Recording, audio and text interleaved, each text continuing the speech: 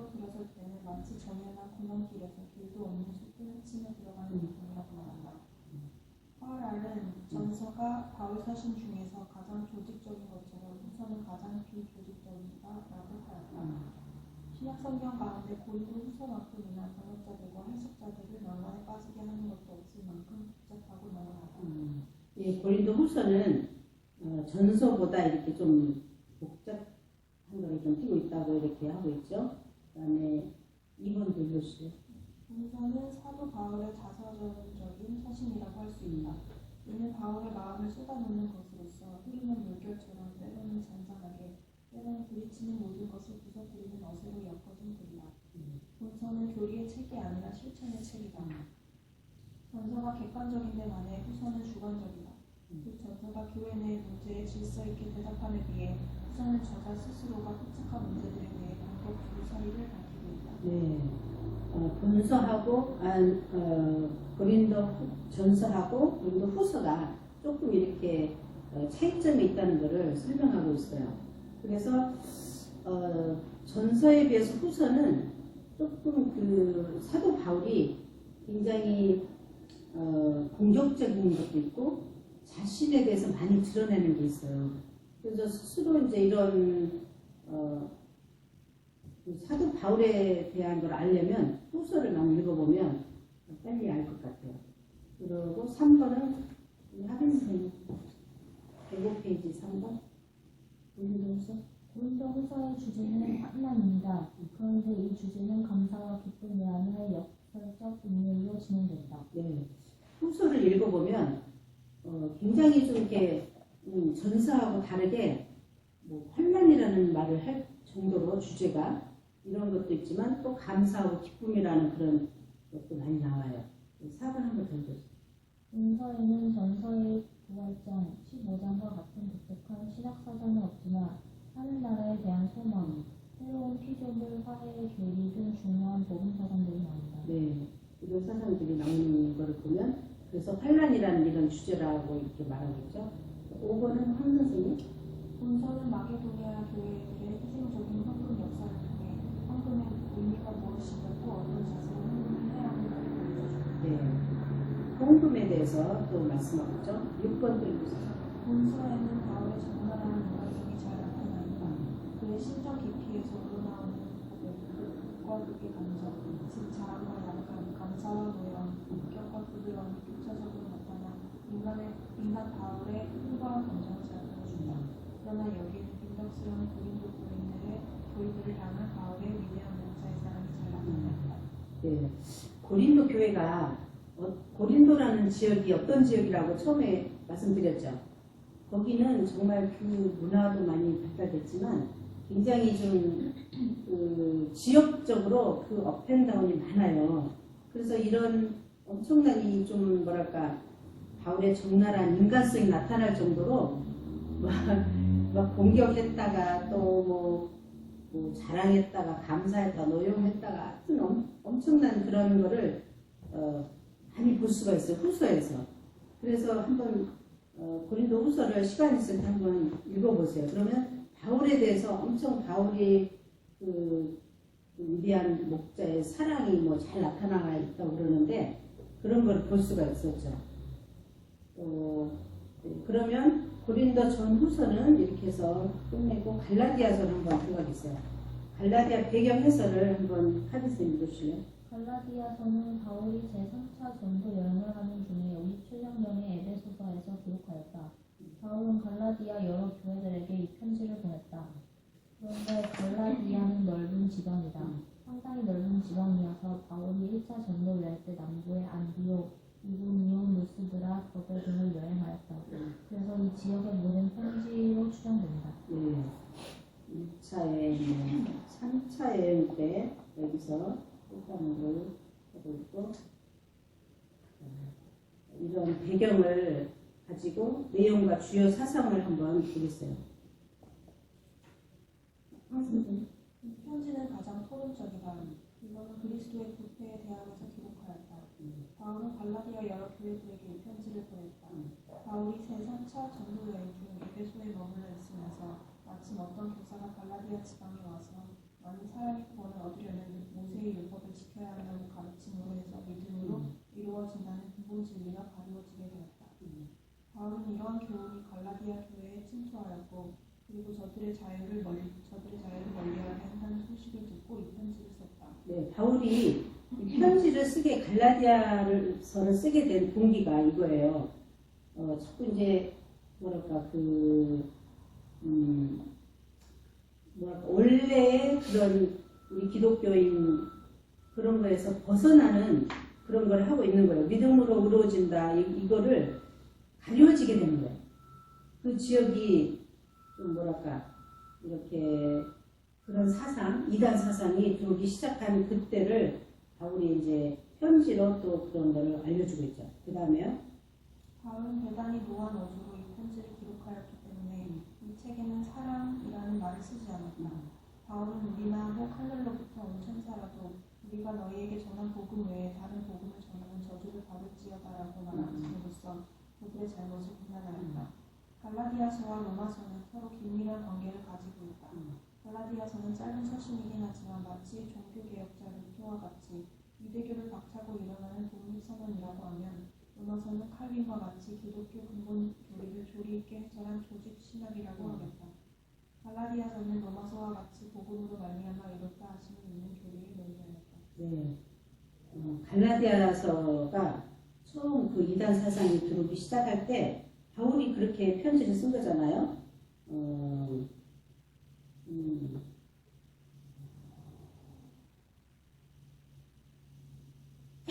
그래서 내용 분해를 보면은 170페이지 서론에 어떻게 있냐면 바울은 처음부터 자신의 사도권을 주장했다.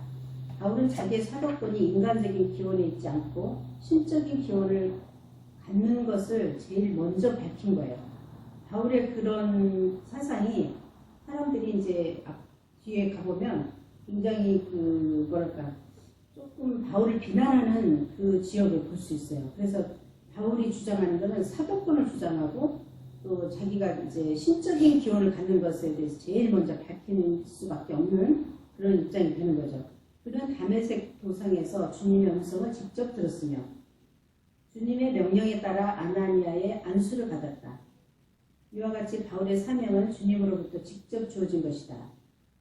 바울은 갈라디아서 1장 3절에서 5절 문안 인사에서 그가 설교한 전체 내용을 간결하게 요약하고 있다. 바울이 어떻게 사도가 된 건지 또 어떻게 또 이런 신적인 그런 기호를 갖게 됐는지는 벌써 우리가 벌써 지났죠. 많이 공부한 중에 있죠.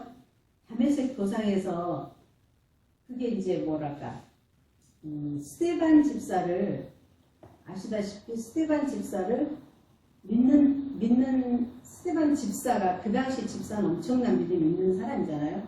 그래서 그 믿는다는 스데반 집사를 죽이기 위해서 모여 있을 때였어요. 근데 그 스데반 집사의 죽는 모습을 보고 사도 바울이 잠깐 의심이 간 거예요. 어떻게 예수 믿는 사람은 죽을 때 기쁨으로 죽고 또 기도하면서 저들의 죄를 용서해달라고 몰라서 그러니 용서해달라고 저렇게 하고 죽을까 이제 이렇게 생각을 한 거잖아요. 그 전까지는 그런 생각을 할 수가 없었는데 스데반 집사 죽을 때 그걸 본 거예요. 스데반 집사 돌에 맞아 죽으면서도 하늘에 계신 주님을 바라보고 기쁨으로 죽었던 거죠. 그래서 사울이 그 다음에 사울이었어요. 사울이 그 죽는 모습을 보고 자기가 예수 믿는 사람 죽이러 다녔잖아요. 그러면서 보고 그 의심이 딱 갔는데 거기서 이제 스데반 죽으면서 자기는 죽고 나서 가잖아요. 근데 다메섹이라는 그런 도상에서 빛으로 주님을 만난 사람이잖아요. 그래서 자기보다 엄청 위대한 분이 자기의 눈을 가리는 거죠. 장님이 되어버렸잖아요. 또 얼마나 위대하신 분이면 자기가 그렇게 하겠어요. 그래서 이 사울이라는 사람이 주여 니시오니까 이렇게 묻는 거예요. 그래서 주님이 그러잖아요. 나는 네가 핍박하는 예수다. 이렇게 딱 하니까 이제 그때 사울이라는 사람이 딱 마음을 바꾸잖아. 아, 예수님이 자기가 예수님 믿는 사람 주위로 다녔는데 이렇게 위대하신 분이구나. 그래서 그때 이제 눈이 멀게 해서 이제 그 아나니아라는 사람이 이제 안수에서 눈을 뜨게 해줬고 그때부터 이제 신학 공부를 하게 된 거죠. 예수님에 대해서. 그래서 본인은 직접 예수님을 경험했잖아요. 그래서 여기서 뭐라 그러냐면 자기는 정말 그 사도권, 정말 예수님을 만난 그런 사도라는 거죠. 그리고 신적인 기원을 받는 제일 먼저 바뀐 게 예수님을 직접 경험한 사람이기 때문에 이런 말을 할 수 있었던 거죠. 그래서 우리가 보면은 그래서 이제 사울이 이름을 바꿔서 바울로 해준 거죠.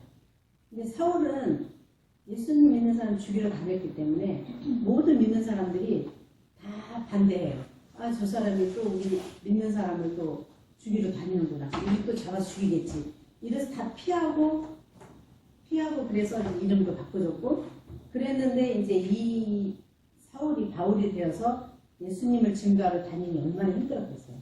정말 고난도 많았고 죽음도 각오를 많이 했지만 이런 서론을 가지고 이제 사도 바울이 전도 여행을 하는 거죠. 그 다음에 정기적 논증을 이거 좀 스킵하겠습니다. 그리고 신학적 논쟁을 하겠습니다. 복음으로 의롭다 하심을 입은 도리를 말하였다. 그리스도를 통해서 자유를 얻었으므로 다시 율법의 무거운 명예를 내지 말고 복음으로 돌아서라고 전하였다. 3장 6절에서 바울은 아브라함이 의롭게 된 것은 믿음에 의존했던 것임을 보여주면서 그들의 각성을 호소하고 있다. 네, 신학적인 이런 논쟁을 하고 있는 거죠. 107페이지 3번 하고 있습니다. 자, 실제적인 논쟁을 한번 박 선생님 찾았어요? 네, 4번 읽으시죠. 자유를 얻은 그리스도인들은 사랑으로 서로 종노릇하며 적극적으로 성령의 열매를 맺는 생활을 하라고 합니다. 네, 자, 사도 바울은 우리 자유를 얻은 그리스도인은 사랑으로 서로 종노릇을 하라고 그랬어요. 사랑으로. 그냥 종노릇이 아니고 사랑으로 종노릇하고 또 적극적으로 성령의 열매를 맺는 그런 생활을 해야 된다고 이렇게 말씀하고 있죠. 갈라디아에서. 그 다음에 보니까 갈라디아에서 중요 특징은 뭘까? 이걸 한번 학생님 읽어주시면. 갈라디아서 주요 특징, 본 서신은 비록 짧은 서신이긴 하나 기독교 신앙의 표어적 교리에서부터 성령의 능력으로 말미암는 성화의 생활을 나누기까지 폭넓은 내용을 지급한다. 바울은 거짓된 교리에 대하여 날카롭고 중요한 책망을 가합니다. 네, 이런 갈라디아에서 주요 특징으로 꼽는 거는 이렇게 성화의 생활을 하라는 거죠.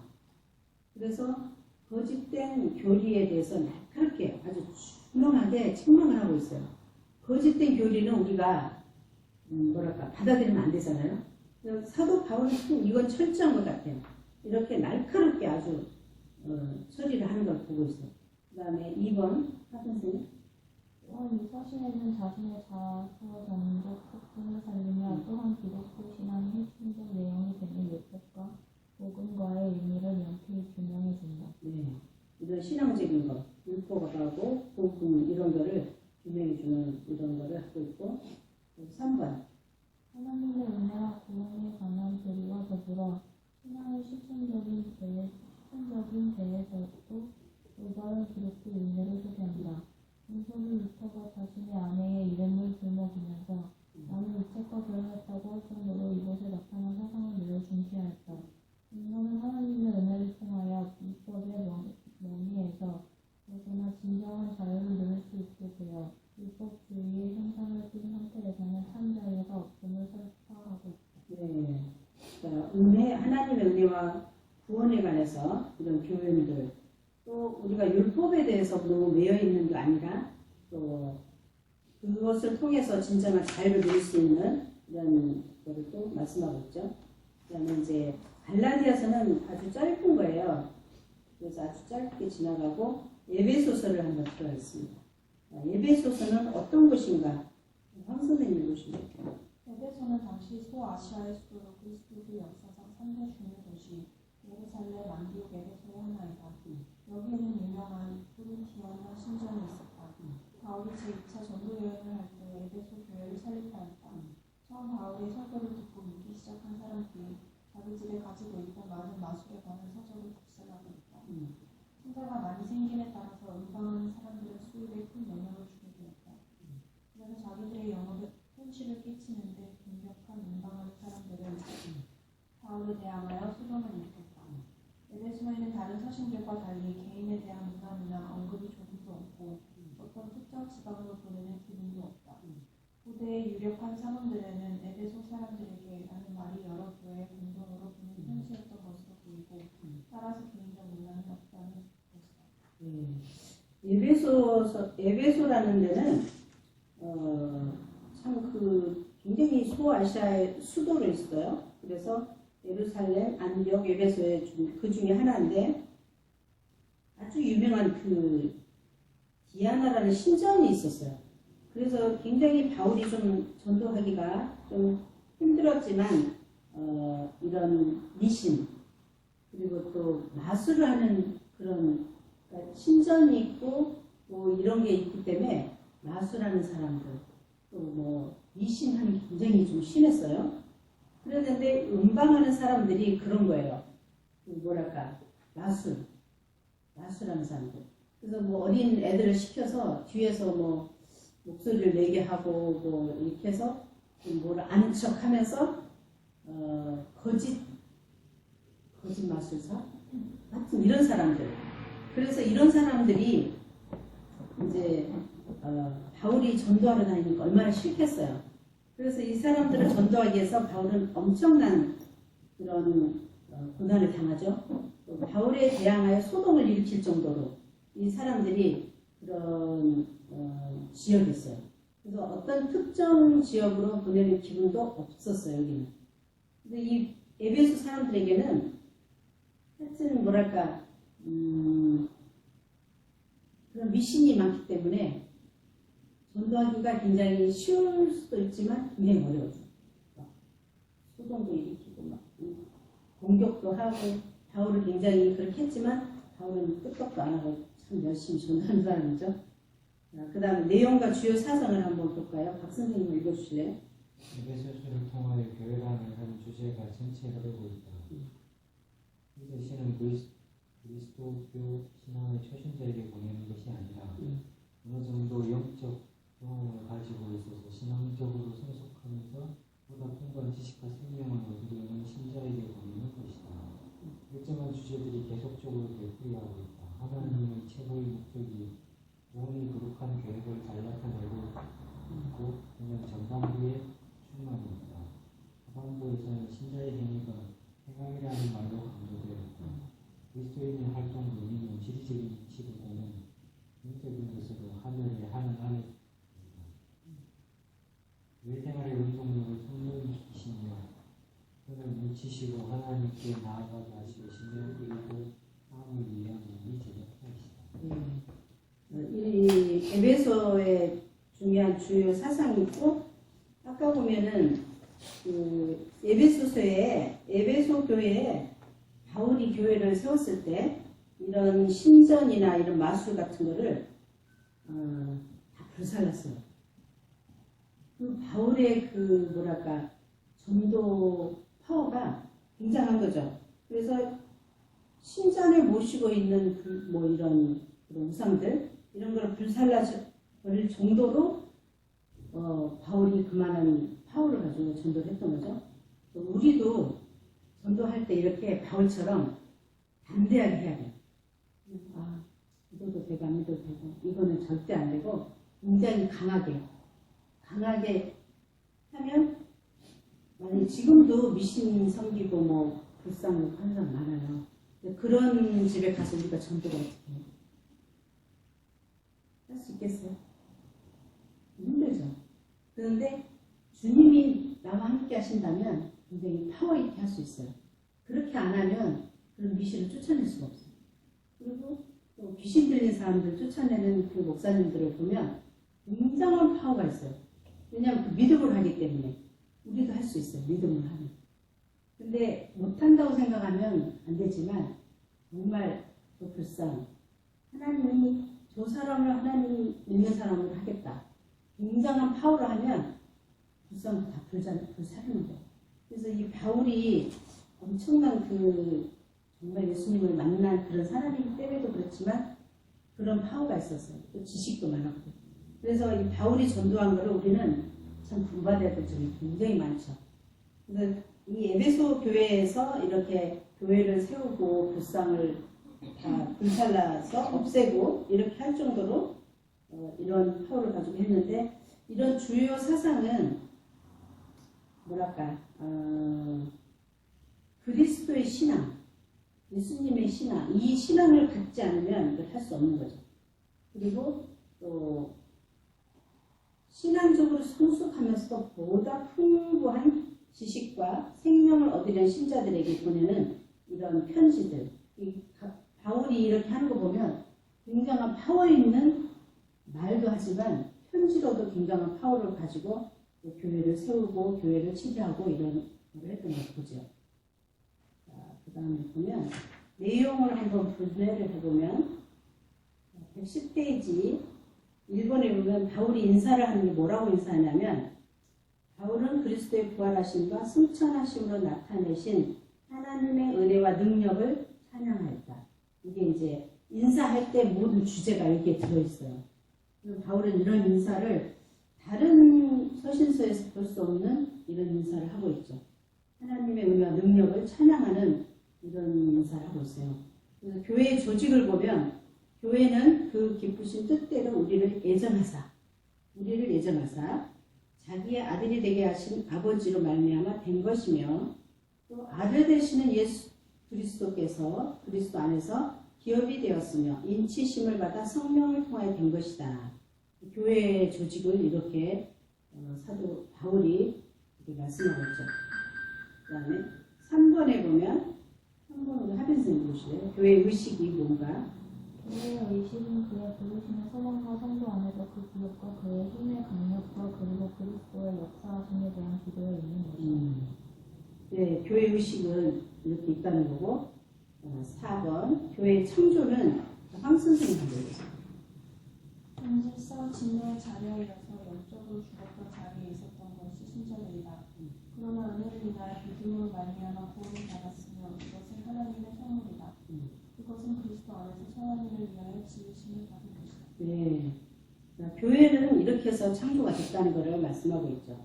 교회의 일치는 어떻게 해야 되는지 박 선생님 보시면 진짜는 그리스도 안에서 모두 하나님의 한 권속이 있는 것이다. 그러므로 유대인 이방인은 구별 없이 모두 함께 연합하여서 그리스도의 몸을 한 교회를 이루는 것이다. 네, 교회는 이렇게 해서 한 몸을 이룬다는 거죠. 그래서 우리는 그 옛날에는 참 이방인을 굉장히 좀 다르게 봤잖아요. 그런데 지금은 또 그런 건 별로 없지만 그래도 우리도 인종 차별이 좀 있는 편이기 때문에 그런 거를 모든 인류는 한 몸을 이룬다는 것을 말씀하고 있죠. 그다음에 교회 소명이라는 게 뭔가 하는지 그리스도 안에서 한 교회를 이룬 교회의 소명은 교회로 말미암아 하나님에서 정사와 권세들에게 하나님의 각종 지혜를 알게 하려 하십니다. 그리고 그리스도를 믿음으로 말미암아 모든 성도와 함께 지식에 넘치는 그리스도의 사랑을 알아 그 넓이와 길이와 높이와 깊이가 어떠함을 깨달아 하나님의 모든 충만하신 것으로 너희에게 충만하게 하시는 충만을 경험하게 하려는 것이다. 네, 교회의 소명은 이렇게 한다는 것을 또 말씀하고 있죠. 교회는 어떤 행위를 하고 있는가를 한번 또 박선생 황 선생님 보시면 이 서신의 둘째 부분은 위에서 말한 진리를 그리스도인의 생활에 적용함에 대하여 논하고 있다. 먼저 그리스도인이 천국에 들어가는 길은 개인적인 신앙 경험이다. 그러나 이 다양한 개인들이 평안에 내는 줄로 성령의 하나 되게 하신 것을 흡수시켜야 한다. 그리고 교회는 그리스도의 몸으로서 성장해야 하는데 오직 사랑 안에서 참된 것을 알아 범사의 그에게까지 자랄지라. 그는 머리는 곧 그리스도이다. 교회는 그리스도의 몸으로서 주님께서는 모든 교회를 통하여 당신의 사업을 이 세상에서 하시려고 하시기 때문에 그리스도인은 깊은 우정을 가지고 서로 단합하려는 생활 이상이 있어야 한다. 또한 하나님을 따라 의와 진리와 거룩함으로 지으심을 받은 새 사람을 입은 사람은 완전히 질적으로 새 사람이 되는 것이다. 그래서 새로운 윤리의 표준을 가져야 한다. 그리고 세상에 대해서도 각종 도배들은 서로 화답하면서 그리스도인의 단합된 행동을 보여주어야 한다. 그리스도의 완전한 사랑을 본받은 사랑을 가지고 산다면 그 가정은 기쁨과 은혜가 충만을 받는 것이다. 네. 자, 교회는 평안을 매는 줄로 성령의 하나 되게 하신 것을 힘써 지켜야 한다고 4장 3절에 이렇게 말씀하고 있죠. 우리는 정말 평안에 매는 줄, 평안하게 성령이 하나 되는 그런 거를 교회 생활로 해야 되는 거죠. 교회에서 참 여러 가지 일이 많지만 이렇게 하면 교회는 정말 아름다운 교회가 될 줄로 압니다. 교회의 투쟁은 또 뭔가? 로마 병정은 적과 싸우기 위해서 무장하고 있다고 하면 그리스도인은 죄악을 대항하는 싸움에서 있어서 하나님의 전신 갑주를 입어야 한다고 이렇게 말씀하고 있어요. 교회는 그렇지만 또 우리는 죄악을 대항해야 돼요. 우리가 항상 사단도 우리가 말하고 있지만 하나님도 듣고 계시잖아요. 우리가 항상 그 죄악된 그런 생각, 또 악은 모양이라도 버리라고 그러죠. 또 모양이 저건 악한 모양이야. 그것도 버려야 되는 거예요. 근데 우리는 모르고 따라갈 때가 많아요. 이게 긴가민가 할 때가 너무 많죠. 구분이 안 될 때. 그거를 잘 구분해서 우리는 그렇게 해야 돼요. 평안의 면주. 그 다음에 박 선생님 읽어주실래요?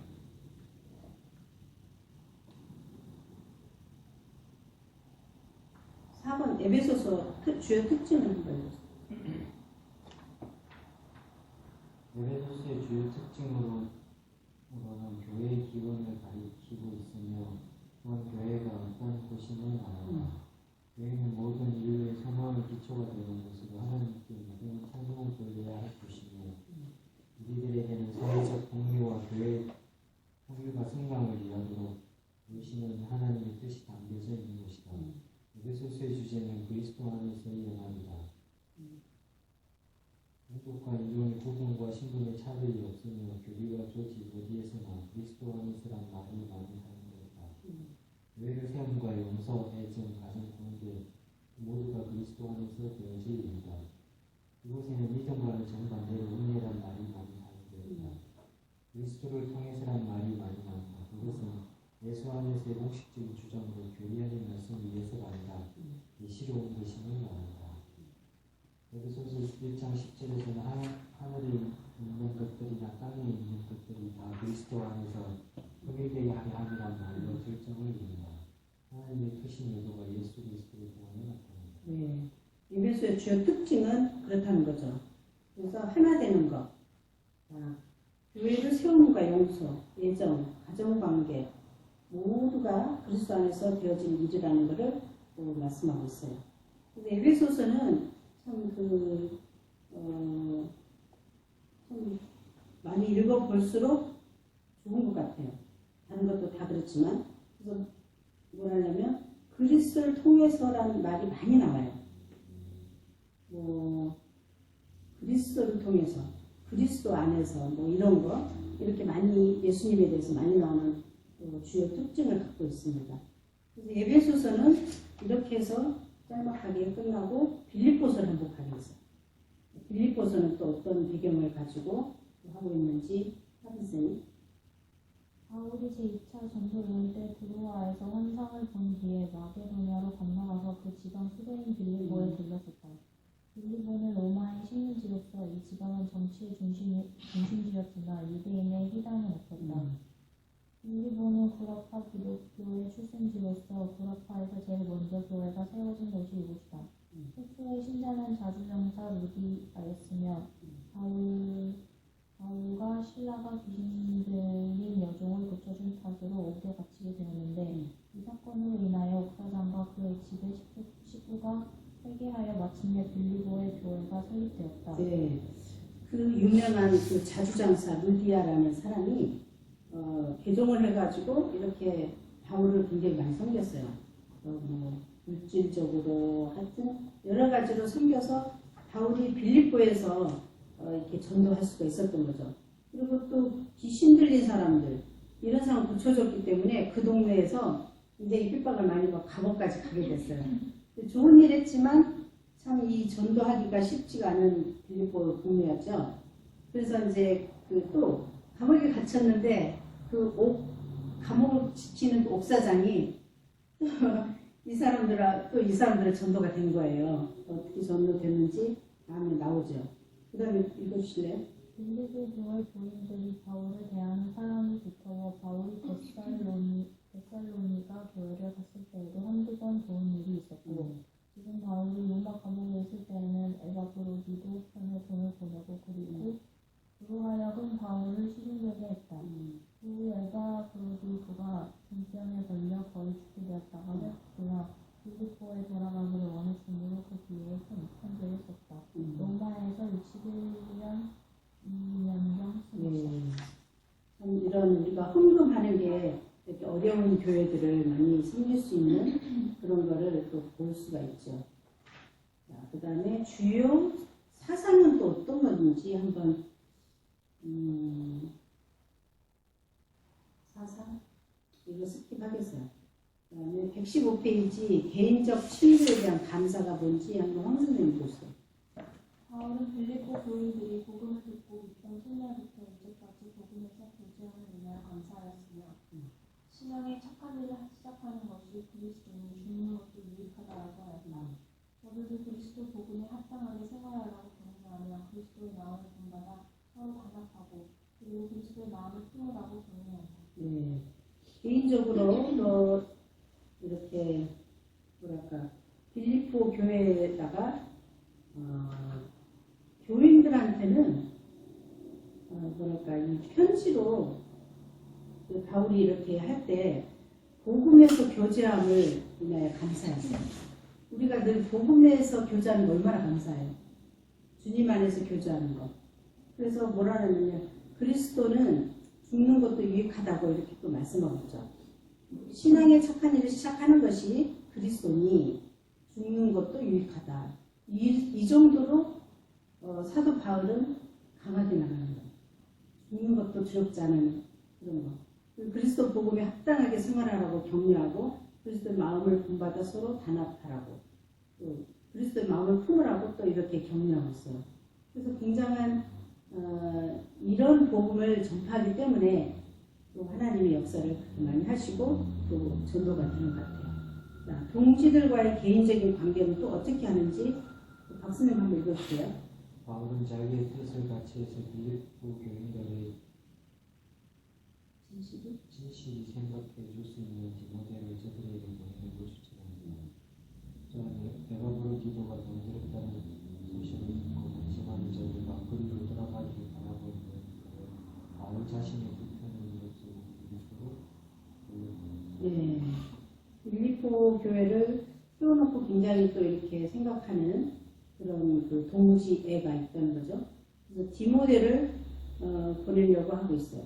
디모데는 바울의 뭐 아들로 삼는 그런 사람이잖아요. 5번의 율법주의에 대한 개인적인 경계는 어떤 건지 하변생이 바울은 한국과 이식에 의하여 구원을 얻는다는 율법주의에 대해서 경계하고 있다. 바울이 목적하는 바가 내가 그리스도와 그 부활의 권능과 그 고난의 창리함을 알려하여 그 죽으심을 본받아 어찌하든지 죽은 자 가운데서 부활에 이르려는 것이므로 누구나 다 율법을 위하여 분투할 것을 권하였다. 네, 율법주의에 대한 것, 그 개인적인 경계는 우리가 형식과 의식에 의하여 구원을 얻는다는 건 아니죠. 이 아닌 것을 또 이렇게 바로 잡아주는 거예요. 바울이 목적하는 바는 내가 그리스도와 그 부활의 권능과 그 고난에 참여하는 것을 알려주려고 그의 죽으심을 본받아 어찌하든지 죽은 자 가운데서 부활하게 하려고 이러는 거죠. 그래서 우리가 죽은 자 가운데서 부활하는 것을 알려줘야 되는 거죠. 개인적인 이런 경계를 하고 있고 또 최후의 훈계와 인사를 우리 황 선생님. 바울은 저들에게 주 안에서 일치할 것과 항상 기뻐할 것과 편견없이 진실한 관심을 가지고 생각할 것을 훈계하였다. 그리고 저들이 우리 에바브리 기도를 통해 보내준 일에 대하여 감사합니다. 네, 항상 주 안에서 일치하는 것, 기뻐하는 것, 편견 없이 관심을 갖는 것을 홍보하고 있습니다. 빌립보서도 짧기 때문에 주요 특징을 한번 박선생님부터. 사도 바울이 기록한 13권의 서신 중에 옥중에서 기록한 것으로 보이는 서신이 5권입니다. 에베소서, 빌립보서, 골로새서, 빌레몬서, 그리고 디모데후서입니다. 이 중에 디모데후서는 디모데전서, 디도서와 함께 목회서신이라는 이름으로 불리되고 있다. 보통 나머지 네 서신적 에베소서, 빌립보서, 골로새서, 빌레몬서는 흔히 옥중서신이라고 불려지고 있다. 옥중서신 가운데 빌레몬서는 개인에게 보내진 서신이지만 다른 세 서신은 교회에 보내진 서신들이다. 옥중서신은 바울 사도의 세기 생애와 사상을 파악하는 데 있어서 해줍니다. 네, 자 빌립보서가 옥중 서신 중에 하나라고 감옥에 갇혀서도 이렇게 서신을 보내면서 교회를 치료한 걸 보면 참 공부할만 하죠. 그다음에 2번 하빈쌤. 빌립보서에서 가장 많이 덧소리되는 단어는 기쁨이다. 이 짧은 편지에서 기쁨, 기뻐하다라는 단어는 무려 16번이나 나오고 있다. 사도 바울이 처음 환경이 안락한 환경이 아니라 감옥이라는 것을 생각할 때 빌립보서에서 바울이 강조하고 있는 기쁨은 더 찬란히 빛난다고 할 수 있다. 기쁨은 성령의 열매 가운데 하나로서 그의 외적인 상태와는 상관없이 항상 가능했던 것이다. 네, 빌립보서는 사도 바울이 감옥에 있으면서 이렇게 서신으로 보낸 건데 기쁨 이런 게 기뻐하다 이런 말씀이 나올 수 있겠어요. 감옥에서 그거 정말 감옥이 뭐 무슨 화려한 침대가 있는 것도 아니고 화려한 집도 아닌데 거기서 그 안에서 감옥에 갇혀 있으면서 이런 서신을 쓸 때 어떻게 기쁨이고 기뻐하라는 이런 말이 나오겠어요. 한번 상상해보세요. 내가 상상을 해보니까 도저히 기뻐할 수가 없는 거야. 근데 주 안에서 기뻐하는 거 참 귀한 거죠. 사도 바울은 이렇게 자기의 생명도 아끼지 않고 자기의 그 어떠한 처지나 이런 거를 생각하지 않고 오직 주 안에서 주님 안에서 이렇게 기뻐하는 이런 편지를 쓴 거 보면 참 굉장하죠. 자, 그러니까 밑에 단에 보면 기쁨은 성령의 열매 가운데 하나로서 그의 외적인 상태와는 상관없이 항상 가능했던 것이다. 우리는 참 가능할 수 없는 일을 사도 바울은 정말 그 안에서도 기뻐한다는 그런 가능성을 가지고 살았던 거죠. 3번 황 선생님. 빌립보서의 기독과 특징도 결코 간과할 수 없을 정도로 중요하다. 2장 5절 10절에서 그리스도의 선제, 성육신과 분리, 그리고 승천과 승리 등의 교리가 잘 나타나고 있다. 104절밖에 안 되는 빌립보서에서 예수, 그리스도, 예수 그리스도, 등의 단어가 52번 사용되고 있다. 이렇게 그리스도라는 말이 가장 많이 나온다. 온통 그리스도로 가득한 편지라고 해도 지나치지 않을 정도이다. 이것을 통해서도 빌립보서가 얼마나 그리스도 중심적인가라는 것을 보여주고 있다. 네, 그리스도의 중심적인 교회가 빌립보서죠. 빌립보 교회. 정말 그리스도의 선제, 성육신, 겸비, 승천, 승기 모든 게 다 나와요. 빌립보서 예수, 예수 그리스도, 그리스도, 주, 구세주 등 이런 단어를 많이 쓸 정도로 그리스도 중심적인 것을 보여주고 있는 게 빌립보서라는 거죠. 그래서 4번 박선생. 이렇게 빌립보서는 전통적으로 내려오는 세 가지 별명이 있다. 첫째 별명은 옥중서신입니다. 둘째 별명은 사랑의 서신입니다. 셋째 별명은 희락의 복음입니다. 네, 이런 별명이 있을 정도로 옥중서신, 사랑의 서신, 희락의 복음이라고 이렇게 표현하고 있네요. 그러면 빌립보서는 이렇게 해서 또 한 단락 넘어가고 골로새서를 한번 보겠어요. 골로새서 배경을 해설하면 우리 하빈쌤.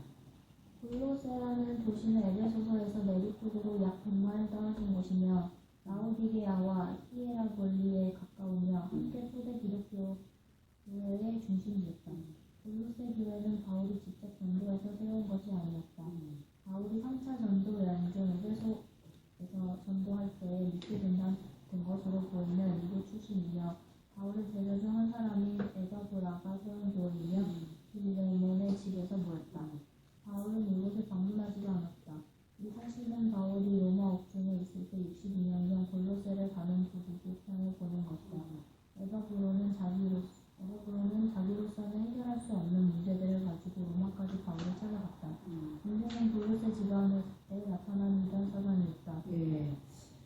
골로새서라는 또 그 지역은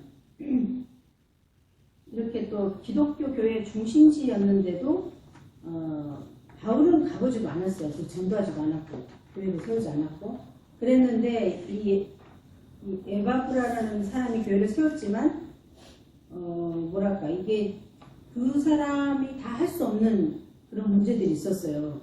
그 지방의 이단 사상 같은 거 이런 것들. 그래서 이제 이것들에 대해서 바울이 편지로 이렇게 알려주고 있는 거죠. 그러면 이거를 다 찾아보면 좋은데 우리가 시간이 안 되니까 보면은 무슨 문제로 바울이 이 사람이 바울을 찾아갔나 했더니 유대주의적인 할례라는 그런 거, 또 의식이라는데 음식과 절기 등의 문제, 또 금욕주의와 보행, 또 천사 숭배, 인간 지식 숭배 그런 문제들 이런 문제들에 대해서 이분이 에바브라라는 사람이 교회는 세웠지만 어떻게 해야 되는지 모르는 거예요. 그래서 이제 바울을 찾아가서 이런 거에 대해서 이제 편지로 써준 거를 보고 있어요.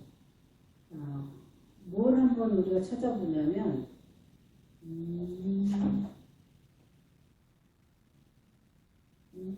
할게요. 그리고 이제 내용과 주요 사상을 18페이지 황 선생님.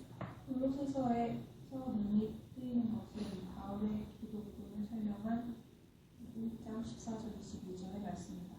그의 사랑하는 아들이라는 부적으로 시작된 말씀은 계속 그리스도의 신성을 설명하면서 그 안에는 모든 풍만이 육체로 거하시고라는 말씀으로 요약하였다. 이 서신의 교훈 가운데서 구속이라는 말씀이 특출하다. 그리스도 안에서 사람은 죄사함이 얻는다. 그의 십자가의 피를 통하여 하나님과 화목한다. 우리를 대적하는 용인에 쓴 증서를 도말하시고 제하여 버리사 십자가에 못 박으셨다. 또한 죽음과 부활에 대해서도 가르치고 있는데 너희가 그리스도와 함께 죽었거든 어찌하여 의인을 순종하느냐. 그러므로 너희가 그리스도와 함께 다시 살리심을 받았으면 위의 것을 찾으라. 거기에는 그리스도께서 하나님 옆편에 앉아 계시느니라 라고 가르치고 있다. 본 서신의 주제는 그리스도는 만유시요 만유 안에 계시느니라며 그리스도만이 주님이시며 교회의 머리가 되심을 가르치려는 것이다. 네, 굉장한 그런 말씀이 있는데 이런 골로새서의 이런 말씀은 그런 기독론에 대해서 바울의 기독론에 대해서 이렇게 설명을 하고 있는 거죠. 그래서 여기에 다 들어있는 것 같아요. 그리스도만이 주님이시고 교회의 머리가 되심을 가르쳐주는 게 다죠. 그래서 보면은 시간 나면 한번 더 읽어보시고요. 이런 기독론에 대해서 설명한 게 이게 골로새서밖에 없는 것 같아요. 왜냐하면 여기는 초대 기독교 교회의 중심지이기 때문에 더 이런 거를 사도 바울이 알려주는 것 같아요. 그 다음에 내용 분열을 보면 119페이지 2번에 그리스도의 탁월성에 대해서 말하고 있죠. 선생님 한번 보시죠.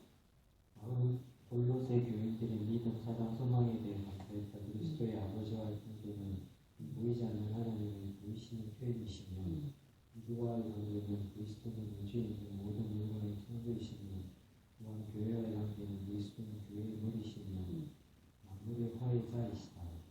그리스도 안에서 하나님의 모든 원하심이 있고 각 사람을 그리스도 안에서 완전한 자로 세우려는 이 때문에 그리스도의 사도들을 수고하는 것이다. 네, 그리스도의 탁월성. 다른 서신과 다르게 여기서는 조금 더 그리스도에 대해서 굉장히 자세히 나오죠. 골로새라는 그 기독교의 중심지이기 때문에 더 이렇게 보는 것 같아요. 그 다음에 교리에 있어서의 그리스도의 탁월성. 거짓 철학이나 거짓 예배나 그리고 거짓 금욕주의에 속지 말아야 한다. 그리스도인은 이미 그리스도 안에서 자유롭게 되었으므로 또다시 어떤 형식이나 의식에 종이 되지 말아야 하며 또 그리스도인은 그리스도로 말미암아 완전히 구원받았다는 사실을 확인하고 오직 위에 있는 것만을 찾으라는 것이다. 이런 그리스도의 탁월성을 골로새서에 말씀하고 있어요. 자, 거짓 철학. 이런 이단 사상들이 굉장히 많았던 거죠. 그 다음에 거짓 예배. 예배가 어디 거짓 예배가 있어요? 거짓 예배. 그런 것도 금욕주의, 거짓 금욕주의. 요즘 하니까 좀 조심을 해야 되지만 천주교에서 지금까지 내려오는 그 과정에서 금욕주의가 있어요. 그래서 정말 그 정욕을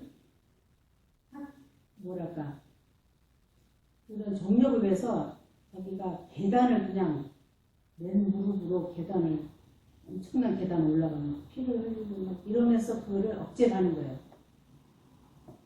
그래서 억제가 되는 건 아니잖아요. 정말 청춘 남녀가 그런 금욕이라는 그런 거에 그런 몸을 그렇게 흡사해서 되는 게 아닌데 이런 거짓된 거 이런 거를 옛날에 그 천주교에서 이렇게 했었어요. 사도들이 이런 것들 다 거짓이라는 거예요.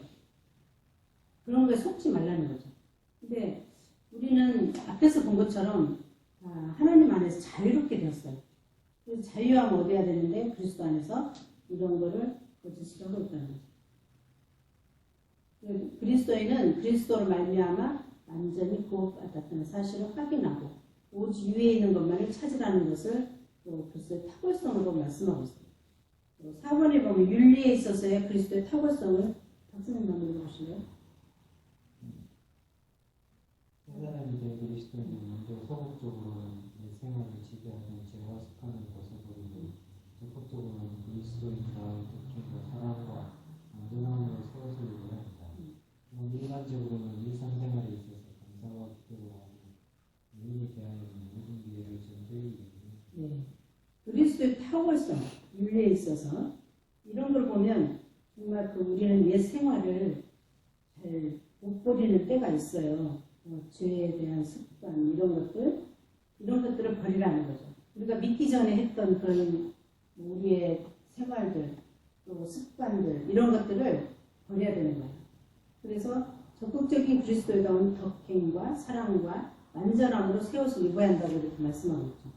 그래서 일반 생활에 있어서 감사와 기도로 하고 외인에 대해서는 모든 기회를 전도에 이용해야 한다고 했어요. 정말 우리가 믿지 않는 이웃들, 또 아는 친구들, 이웃들에게는 항상 전도하는 그런 마음으로 이런 거를 사랑하라는 거죠. 결론에 보면 바울이 옥중에서 만난 동역자들 소개하여 이 서신을 금방교회에 피람할 것을 부탁하고 있다. 그래서 골로새서의 중요 특징은 뭔가? 선생님. 그리스도에 대한 기독론이 잘 언급되었다. 이는 예수의 신 영성을 부정하는 이단 사상에 대한 반론으로 예수 그리스도의 신성과 인성을 조화롭게 말하였다. 네. 2번. 교회와 가정의 윤리 등 에베소서와 비슷한 내용이 들어있으며 교회에 대해 언급할 때 에베소서가 만물의 마지막에 관심을 두었다며 골로새서는 청교를 강조했다. 네, 청교를 강조했다. 3번. 이단 사상을 배격하기 위해 기록되었는데도 논증적이거나 강한 어투보다는 논리적이고 점잖은 어조로 글을 썼다. 네. 그 이단 사상을 배격하는 데는 화가 나잖아요. 그런데도 논쟁적이거나 강한 어투가 아니고 논리적으로 점잖은 어조를 했다는 것을 보면은 굉장히 보통 지식이 아닌 거죠. 알지 못할 때는 큰 소리를 나고 하는데 여기서는 그렇게 했고 데살로니가 전서로 넘어가겠습니다. 배경 해설을 황 선생님 한번 읽어주세요. 데살로니가는 마게도니아의 중요한 도시다. 바울이 제2차 전도여행 때 이곳에서 새 안식일을 거쳐서 전도한 결과 교회가 세워졌다. 그러나 그 성에서 사는 떠나들려 있으며 이곳의 어린 신자들의 영적 생활에 걱정이 있었다. 바울이 고린도에 가 있는 동안 디모데가 데살로니가의 소식을 가지고 왔다. 희망적인 소식이었다. 디모데는 그 교회의 두 가지 문제를 가지고 왔는데 바울은 누구에게 편지를 써서 보낸다. 그리고 52년 전 했었다. 그다음에 내용과 주요 사상을 한번 박 선생님 읽어주시네요. 이 서신의 내용은 대체로 두 면에서 볼 수 있다. 유대인의 박해 아래서도 데살로니가 교회가 복종했는 데 대한 칭찬이에요. 그들 가운데 자라고 있는 어떤 잘못과 오해를 교정시키는 겁니다. 여기에 주요 문제는 예수의 재림 문제이다. 사람은 예수를 믿다가 예수 재림하시기 전에 죽으면 주님이 재림하시더라도 만나보지 못하지 병존자가 아닌 것이다. 네. 주요 사상은 데살로니가 전서 그 지역의 주요 사상이 이렇다는 거예요. 내가 재림할 때, 예수님이 재림할 때 내가 먼저 죽으면 어떻게 되는가, 이런 문제들. 이 사람들이 조금 잘못 오해하는 그런 문제들이 많아요. 그래서 예수님은 또 이제 이런 주요 사상들을 가지고 말씀하고 있죠. 근데 그 밑에 책 밑에 보면 또 설명이 나와 있으니까 여러분들 참고하시고요. 그 다음에 교회의 상태를 한번 보겠습니다. 교회의 상태는 어떤가? 데살로니 교회는 믿음의 역사와 사랑의 수고와 그리스도에 대한 소망의 인내를 가진 교회다. 참 좋은 교회죠. 이 교회는 복음이 말로만 들어간 것이 아니라 능력과 큰 확신으로 택함을 받은 교회이다. 이 교회는 주로 이방인으로 구성되어 있었으나 저들의 우상을 버리고 하나님께로 들어간 소문이 퍼졌다. 그래서 굉장히 참 좋은 교회입니다. 3번 한번 하드세요. 바울은 자기에 대한 비평에 대하여 대답한다. 어떤 이는 바울의 교훈을 간사하고 부정하고 교제가 있다. 바울이 사람을 기쁘게 하기 위하여 복음을 전한다. 바울은 아첨하는 말과 탐심의 탈을 쓰고 있다. 또는 바울이 사람의 영광을 구하고 있다고 비난하고 있다. 이에 대하여 바울은 저희 믿는 자들을 향하여 어떻게 거룩하고 옳고 흠없이 행하였음을 말하고, 그리고 바울은 그렇게 교훈한 것은 너희를 부르사 자기 나라와 영광에 이르게 하시는 하나님께 합당하게 행하게 하려 합니다. 라고 했다. 데살로니가 교인들은 바울의 말씀을 받을 때에 하나님의 말씀으로 받았다. 바울은 데살로니가를 방문하지 못했으나 자기의 사랑하는 동역자 디모데를 보냈다. 이것은 저들을 국회하고 믿음에 대하여 미워함으로 누구든지 여러 한난 종이 요동치게 하지 않게 하려는 데였다. 그러나 바울은 그리스도에게서 데살로니가 교인들이 그리스도에게 충성을 다한다는 보고를 듣고 크게 기뻐하였다. 네. 바울하고 교회의 관계가 굉장히 교회에서 교인들이 바울을 오해하고 있었어요. 어떤 사람은 바울의 교훈을 간사하고 부정하다. 계계가 있다. 사람을 기쁘게 하려고 복음을 전한다. 말과 탐심에 탈을 썼다고 별의별 이상한 그런 소문이 있었어요. 근데 바울이 그 교회에 가서 말씀을 전하니까 다 하나님의 말씀으로 받았던 거예요. 굉장히 좋은 교회인 거예요. 또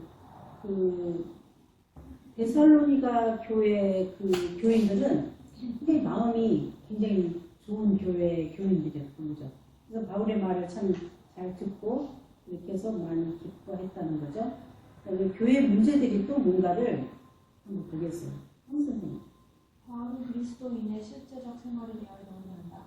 먼저 성도학의 문제다.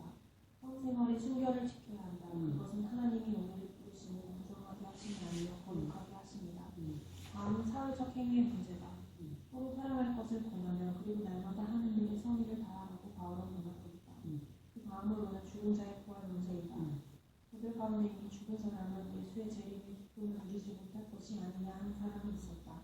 이에 대하여 바울은 죽은 사람들이 먼저 일어나고 살아남은 자도 저희와 함께 구름 속으로 끌려올려 공중에서 주를 영접할 것이라고 말했다. 다음은 재림의 시기 문제다. 주님께서 아무 경고하심 없이 재림하실 것이므로 재림의 날을 미리 알 사람이 없다. 그러므로 언제 오시든지 맞이할 준비를 하고 있으라고 말했다. 네. 교회 문제들이 아까 앞에서 말씀드린 것처럼 그런 문제들이 있었던 거죠. 그래서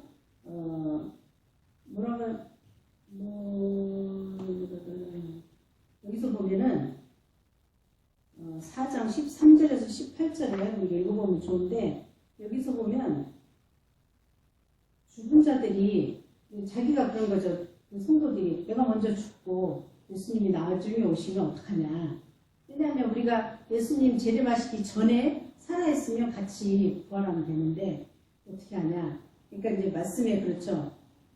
죽은 자가 먼저 부활하고, 예수님 재림하실 때 죽은 자가 먼저 부활하고, 또 살아있는 사람은 또 또 나중에 부활한다는 이런 말씀을 또 하고 그래서 그 교회의 문제들을 해결하는 것을 보고 있어요. 그래서 우리가 보면 이단들 보면 옛날에 봤죠. 1992년도인가 96년도에 이장민 목사라는 분이 그때 예수님이 재림한다고 9월 며칠인가 재림하신다고 그래서 막 다 재물 바치고 다 했잖아요. 그때 휴간다. 그러니까 주님이 재림하시니까 그래서 그거를 자기는 통장을 파비은행인지 어디 다 통장 입금하고 성도들 걸 다 빼는 거죠. 그런 나쁜 이단 그런 사람이 있었어요. 그래서 그때 이제 주님이 안 오시니까 뭐 연기했다는 거죠. 그런데 성경 말씀이 있잖아요. 예수님도 그 고난을 아들이기 때문에 아들 고난으로 고난을 침범을 안 했어요. 그때는 아버지만 아신다. 하나님만이 아시는 고난으로 예수님도 그렇게 양보를 했는데 누가 감히 먼저 오신다고 이렇게 말씀할 수가 없는 거예요. 그래서 이제 정황상 우리가 계산을 이렇게 해보면 대충은 나와요. 마지막 때라고 그러긴 하는데 아무나 모르는 거죠. 그래서 그렇게 말하는 사람들은 이단이라고 이렇게 지금도 표명하고 있어요. 자, 그러면은 또 결론을 보면 그리스도인 생활의 3대 근본인 항상 기뻐하라. 쉬지 말고 기도하라. 범사에 감사하라는 말씀으로 마지막 본면을 하고 있습니다. 우리가 정말 마지막 때가 언제인지 그게 뭐가 그렇게 궁금해요. 물론 궁금하죠. 준비를 해야 되니까. 그렇지만 항상 기뻐하고 쉬지 않고 기도하고 범사에 감사하고 그렇게 생활하면 주님이 언제 오시든지 상관없다고 생각합니다. 그래서 데살로니가전서의 주요 특징이 뭔가를 하겠습니다. 교회를 향한 극진한 사랑과 감사가 드러난 편지이다. 사랑하는 아들에 대한 염려를 표현한 듯한 구절들을 보면 알 수 있다. 특별한 문제는 없다. 바울은 자신의 반대자들에 대해서도 구약을 인용하여 온화한 문구로 서술했다. 여러 가지 문제에 대해 권고함을 이루었다. 특별히 재림에 대하여는 각 장마다 언급되어 있다. 여기에 쓰여진 바울의 다른 저작들, 로마서, 에베소서 등에 비해 사상을 전개함에 있어서 잘 조율된다.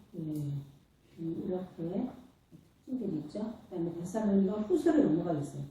배경 해설을 선생님이 읽어주세요. 고린도인은 바울이 데살로니가 전서를 기록한 지 수개월 후에 기록한 것이다. 데살로니가에 갔던 디모데는 모든 일이 다 순조롭게 진행되어 간다는 소식을 가지고 돌아왔으나 그러나 그곳에 몇 사람은 예수의 재림에 대하여 너무나 신경이 곤란하여 예수의 재림이 임박했다고 하면서 아무 일도 안 하고 주님이 오시기만 기다리고 있다는 것이었다. 따라서 남의 신세를 질 수밖에 없고 비신자들의 비난이 비등하다고 해서 이 둘째 서신을 기록하여 다시 디모데 편에 보냈다. 그때도 그런 그렇게 또 신경 쓰는 사람이 있었어요. 아무리 말을 해도. 그러니까 주님이 곧 오신다 했기 때문에 또 그런 게 있었을 것 같아요. 그 당시에도. 왜냐하면 여기에 천년이 하늘에 하루가 천년 같다고 그런 말씀 있잖아요. 그러니까 천국에서 하루면 여기 천년인 거죠. 그래서 천년, 2000년 이렇게 지나는 게 하나님은 곧 그랬지만 여기는 1000년, 2000년이 지나야 되는 거예요. 그래서 이 사람들이 그거를 생각해서 이렇게 재림에 대해서, 예수님 재림에 대해서 굉장히 신경이 과민할 정도로 생각을 많이 했다는 거죠. 그래서 또 편지를 보내고 했겠죠. 그 다음에 내용과 주요 사상을 한번 보고 가겠습니다. 박선생님. 주님의 재림에 대한 전조가 되는 세 가지 사건이 있다. 배경하는 것은 먼저 흑제하는 영향의 움직임이 있다. 사단의 역사를 따라 악한 자가 나타난다.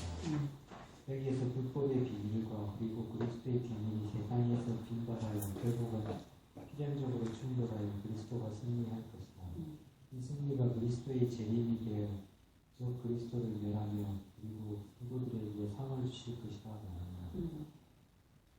어떤 데살로니가 교회는 주님이 재림하는 저들의 악에서와 그리고 세상을 긴장해서 해방시켜 주어서 일을 하지 않고 그리스도의 나타나심이 기다리면 된다고 생각하고 있다. 그러나 그리스도인들은 누구나 조심하여 날마다 자기 위해 해야 될 일에 충성을 다하면서 준비하고 있다가 주님이 오실 때에 그를 반가이 맞이할 수 있도록 합니다. 네. 그런 그 재림에 대해서 이런 전조가 있어요. 또 배도하는 일이 먼저 있어요. 정말 배도하 예수님을 개척한다든가 이런 것이 먼저 있고, 그 다음에 억제하는 영향의 움직임이 있어요. 뭐든지 억제시켜요. 그 다음에 사단의 역사를 따라 악한 자가 나타나요. 적그리스도가 나타나겠죠. 이 성경 구절에 있는데 한번 여러분들이 지금 찾아보시고요. 그래서 우리는 성도라면 항상 준비하고 있으면 돼요. 주님이 오시면 우리 금방 휴거해도 되고, 우리가 먼저 죽었을 때 주님이 오시면 또 우리도 또 먼저 부활할 것이고, 그래서 이런 준비를 늘 하면서 우리 해야 할 일을 열심히 하고 있으면 주님이 언제 오시든 상관없다는 거죠. 그때 주님이 오실 때 반갑게 맞이할 수 있도록 준비하면 되겠습니다. 그 다음에 박해 중에 기대해야 될 것이 무엇인가를 하느님. 핍박과 환난 중에서도 믿음이 자라고 사랑이 풍성하며 인내함에 대해서 감사하며 박해의 목적은 저희들로 하나님 나라에 합당한 자로 여기심을 얻게 하려는 것이요. 박해의 결과는 복음을 복종치 않는 자들에게 형벌을, 성도들에게서 영광을 얻으실 것이다. 그리고 바울은 저들을 위해서 기도한다. 다른 사도들도 바울의 사도됨을 인정하고 또 사도로 대우하였으며 자기는 이방인의 사도로 세움을 받았다고 증거하였다. 네. 이런 박해 중에서도 기대하는 것이 핍박과 환난 중에서도 믿음이 자라고 사랑이 풍성하고 인내함에 있어서 감사한다는 거죠. 그래서 모든 박해의 목적은 하나님 나라에 합당한 자를 여기심을 얻게 하려는 거라는 것을 바울이 말씀하고 있어요. 그래서 박해를 두려워하지 않고 이런 핍박을 두려워하지 않는 거죠. 그래서 사도는 이런 박해 이런 것들을 이방인의 사도로 세우심을 받았다고 증거한다고 하고 있습니다. 3번에 보면 사건들을 설명하면 예수의 재림에 대한 논란에서 바울은 동심하거나 두려워하지 말 것을 경계하고 있고, 반드시 배교하는 일이 먼저 있고 불법의 사람이 나타나고 적그리스도가 나타날 것이라는 것을 말씀하고 있어요. 하나님이 저들을 택하셔서 거룩하게 하시고 구원을 얻게 하시기 때문에 믿음에 굳게 서라고 격려하고 있습니다. 여기 그 데살로니가에 있는 사람들이, 교인들이 몇 사람이 이렇게 휴거에 대해서 막 걱정하고 있으니까 이걸로 말씀하고 있는 거죠. 준비하라는 본면을 황 선생님이 읽어주세요. 바울은 주의 말씀이 널리 퍼져서 영광스럽게 되고 악한 사람에게서 건져 주시기를 위해서 구해줄 것을 부탁하였다. 그리고 교인들 대부분이 자기들의 상업을 중지하고 아무것도 안 하면서 주님이 오시기만 기다리는 데에 대해서 누구든지 일하기 싫어하거든 먹지도 말게 하라고 말함으로써 기각을 권면하였다. 예. 주님이 오신다고 아무것도 안 하고 있으면 어떻게 해요? 주님이 금방 당장 오신다면 상관없겠지만, 그러면은 생활에도 문제가 되고 본인에게도 문제가 되죠. 그리고 또 주위 사람들에게 문제가 되잖아요. 그런 영향을 미칠 수도 있고. 그래서 일하지 않으면 먹지도 말라고 이렇게 또 권면하고 있어요. 그래서 보면 데살로니가 후서의 주요 특징은, 박 선생님, 데살로니가 전서와 마찬가지로 재림에 대한 내용이 많은 지경을 차지하고 있다. 그러나 서술한 내용은 보다 경제이다. 급박한 재림보다는 재림 이전에 있어 몇 가지 징조를 거론하며 보다 일상생활에 충실할 것을 말했다. 또한 재림을 설명하면서 바울은 유대교 묵시문학적인 개념을 사용하였다. 논리적이기보다는 보다 실천적인 의도로 기록했다. 재림에 대해서 굉장히 궁금한, 저도 옛날에는 그런 말들이 막 떠돌 때 굉장히 궁금하고 정말 궁금했어요. 근데 이런 말씀은 사도 바울이 벌써 성경에 다 있는데도 또 궁금해하죠. 하지만 우리가 재림에 대해서 별로 우리 할 일만 잘하고 있으면 된다. 데살로니가 전서와 후서와의 관계는 어떤가? 하빈 선생님 한번 볼까요? 데살로니가 전 후서의 관계를 추격함에 있어서 첫 번째 문제는 데살로니가 교회의 통일성을 가는 것이다. 즉 데살로니가 교회는 하나의 교회인가 그렇지 않으면 둘로 갈라진 교회인가 합니다. 이전에 대해 아두투, 히르나프, 커스프, 네이크 등의 몇몇 학자들은 데살로니가 교회가 유대인의 집단과 이방인의 집단으로 분리된 교회라고 보았다. 그리고 바울은 데살로니가 전서를 이방인들에게, 후서는 유대인들에게 보낸 것이라고 주장하였다. 네. 전서하고 후서하고 이렇게 집단으로 분리된 교회라고 보기는 했지만 바울은 또 전서를 이방인들에게 후서는 또 유대인들에게 보낸 이런 주장을 하고 있다는 것을 우리가 알고 있습니다.